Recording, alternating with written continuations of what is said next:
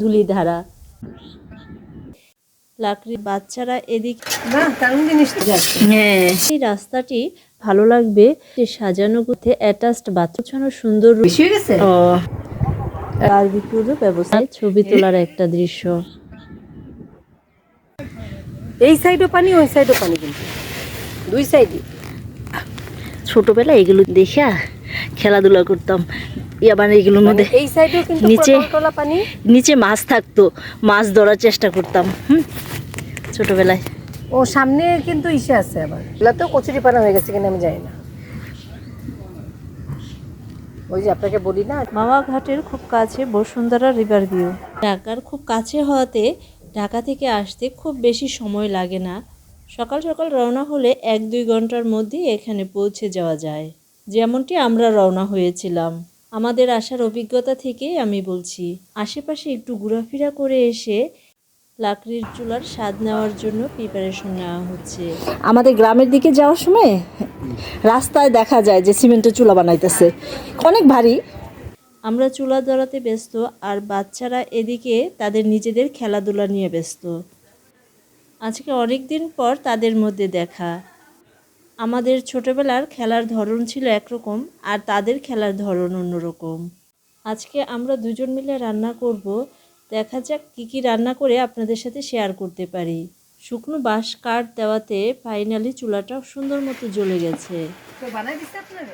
না কারণ জিনিস তো চোখ দিয়া পানি পইরা ভেসে যেতেছে। ডাকো ডাকো নষ্টই করতে দিন জানতে আসছি, এই যে তেল নিয়ে আসছি। আজকে আমাদের দুপুরের খাবার মেনু ছিল ভাবির হাতের বিফ বিরিয়ানি। বিরিয়ানিটা গরম থাকার জন্য লাস্টের দিকে চুলায় কিছুটা সময় দমে বসিয়ে রাখা হয়েছিল। আমারও কিন্তু গরম বেশি, আমি যেমন আমি সহ্য করতে আমরা গরমে, আপনারা দেখবেন স্বাভাবিক হয়ে বসে আছেন, আমার দেখবেন টপ করে পানি পড়ছে। ভালো গন্ধ বেরিয়েছে, কিন্তু লাকড়ির চুলার একটা মজা আছে। হ্যাঁ, পরে লাস্টে লবণটা চেক করতে হবে। লবণটা দেখে তো বলে একটু, এখন দেখলে বোঝা যাবে না ভাবি, কারণ ঝোল দিবেন তো আবার একটু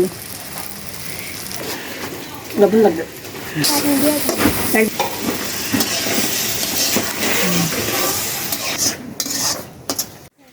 আমাদের পাকা হাতের নাড়াচাড়াতে ডিম আর ঠিক থাকতে পারলো না, কখন জানি 2 ভাগ হয়ে গেছে। প্রথমবার এইরকম লাকড়ির চুলায় রান্না, অভিজ্ঞতা সেই রকম ছিল যা আপনাদের ভাষায় প্রকাশ করতে পারবো না।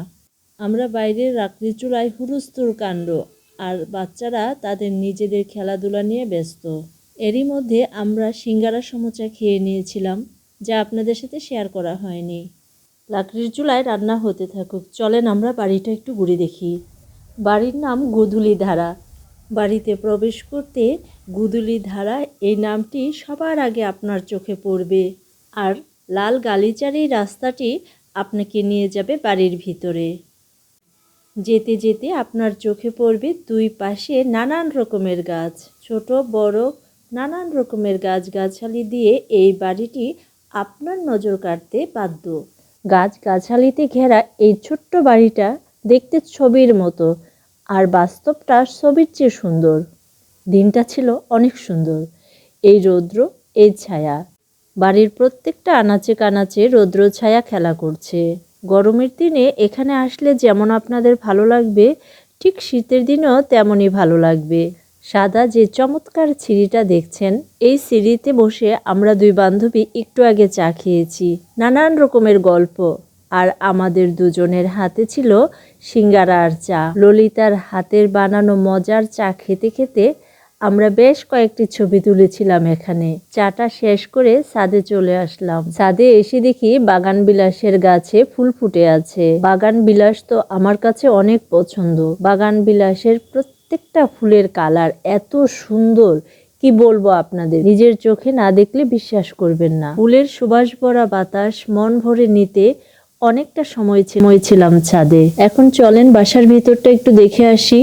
ঢুকতে যে সাজানো গোছানো সুন্দর রুমটি দেখতে পাচ্ছেন, তার পাশে আরো একটি সুন্দর বেডরুম আছে। প্রত্যেকটা রুমের সাথে অ্যাটাচড বাথরুম আছে। ছুটির দিনগুলোতে যদি এইরকম একটি জায়গায় আপনারা সময় কাটাতে চান, পার ডে এর জন্য আপনাদেরকে 1500 টাকা করে গুনতে হবে। পরিবার নিয়ে আপনারা চলে আসতে পারেন এইরকম একটি জায়গায়। এখানে রাতে বারবিকিউ করারও ব্যবস্থা আছে। এবার ফিরে যাই, চলেন রান্না আবার চলে রান্না করে কতটুকু হয়েছে দেখার জন্য। এদিকে খুরশেদ ভাই আমার জন্য একটি কৃষ্ণচূড়া গাড়িতে উঠিয়ে দিচ্ছে। মরিচ আনছি, তারপরে মনে নেই যে বাকিগুলো আনতে হইব। সরষের তেল দিয়ে বেশি হয়ে গেছে। ও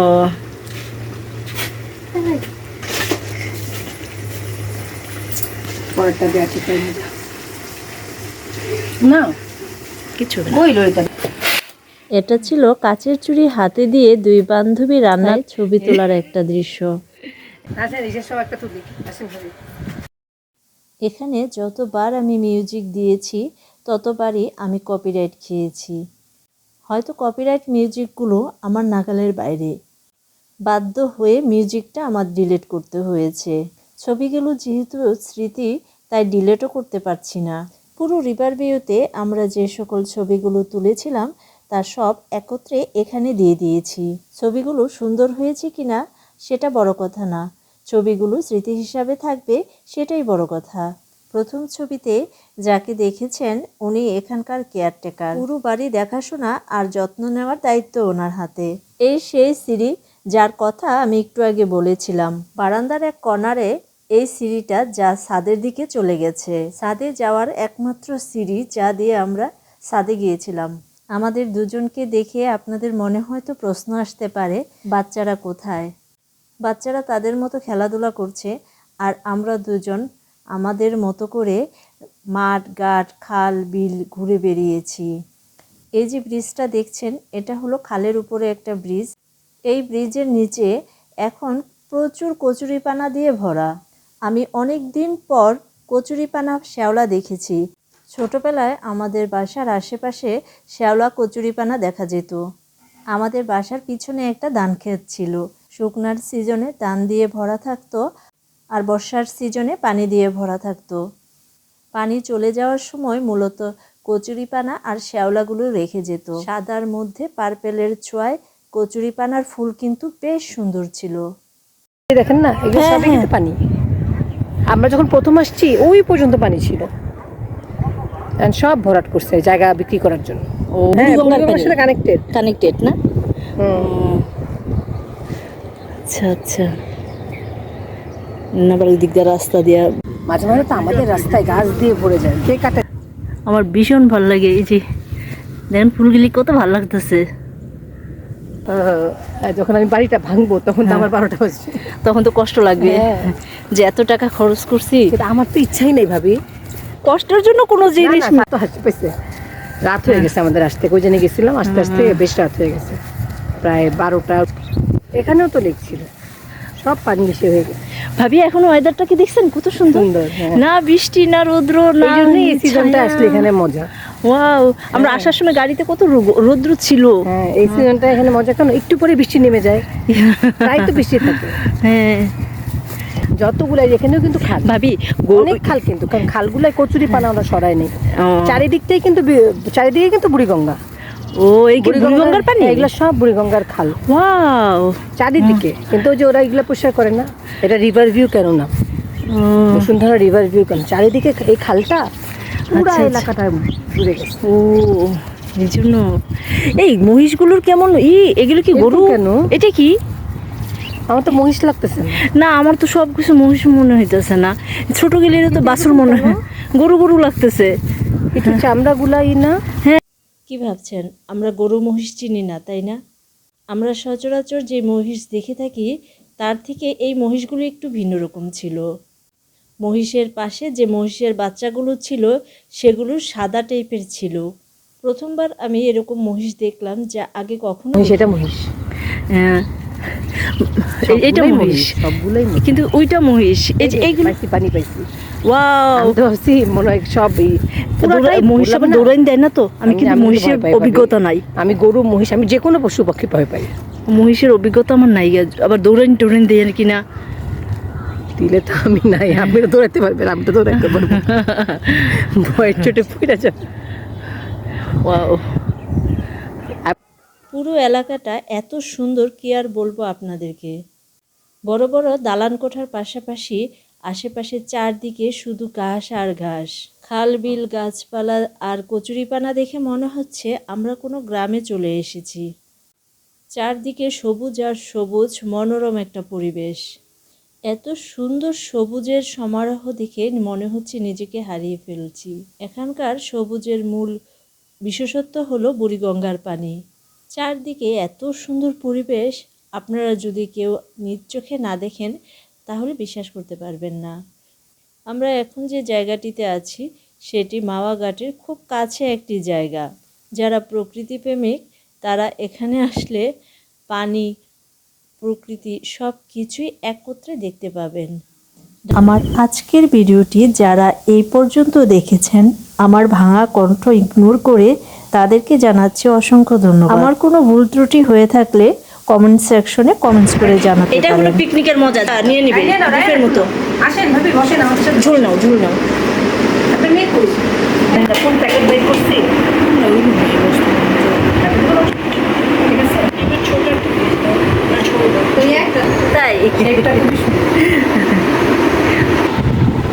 এখানে রাতে স্টে করা আর বারবিকিউরও ব্যবস্থা আছে। পানিটা খাবে তো। দুপুরে খাওয়া দাওয়ার পর কোল্ড ড্রিঙ্কসেরও আয়োজন ছিল। কোল্ড ড্রিঙ্কস খেতে খেতে আজকের মতো এখানে আপনাদের সাথে বিদায় নিচ্ছি। দেখা হবে নেক্সট ভিডিওতে। সে পর্যন্ত সবাই ভালো থাকবেন, সুস্থ থাকবেন। সবার জন্য রইল শুভকামনা। আল্লাহ হাফেজ।